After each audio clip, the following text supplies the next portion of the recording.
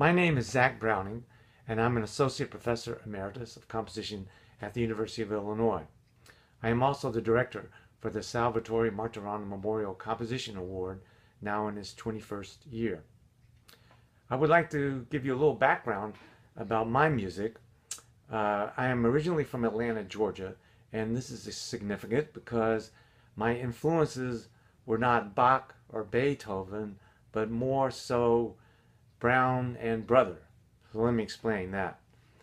James Brown, the King of Soul, originally from Augusta, Georgia, and the Allman Brothers Band out of Macon, Georgia, were my biggest influences as I was growing up. This year, 2017, marks the 50th anniversary of the release of Cold Sweat by James Brown in 1967. This piece has often been called the first example of funk by musicologists.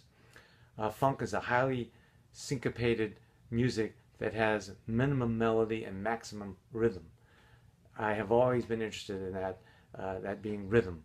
The Allman Brothers Band, coming out of Macon, Georgia, some call them a jam band, meaning that they have sort of a fusion of jazz and rock in their music, which also influenced me.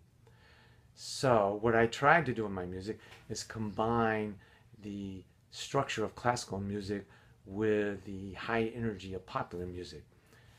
How does one do this, especially when you don't want to write the popular music? They already write the popular music really well. I would like to write a music that would combine these in a unique way. There's always been a guiding principle for me, and that's Herbert Brune's definition of being a composer. His definition states that a composer is a person who writes music that makes he or she necessary. So for me to become necessary and to write music that combined popular and classical music, it meant that I had to turn to structure to enable this to happen. And for me, I turned to magic squares.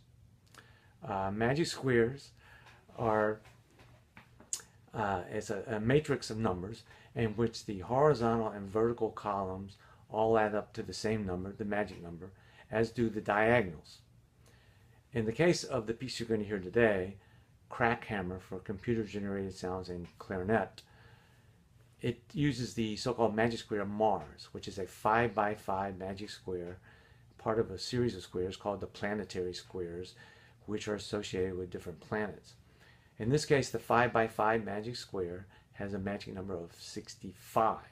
And 5 is the primary number here because there are 5 musical ideas in this piece that get put together in such a way that they're juxtaposed and superimposed and create what I call a global syncopation.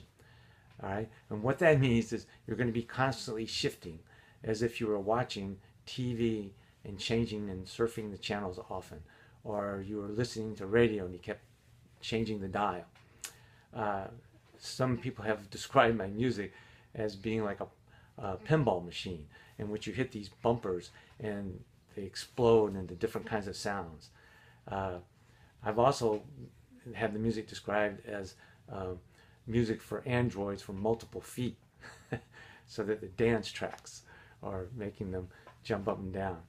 I do look for high energy, and the juxtaposition and superimposing of these ideas create this energy, and the energy itself and the global syncopations and when the things change and not change is dictated by a structure that's presented through the square, the magic square.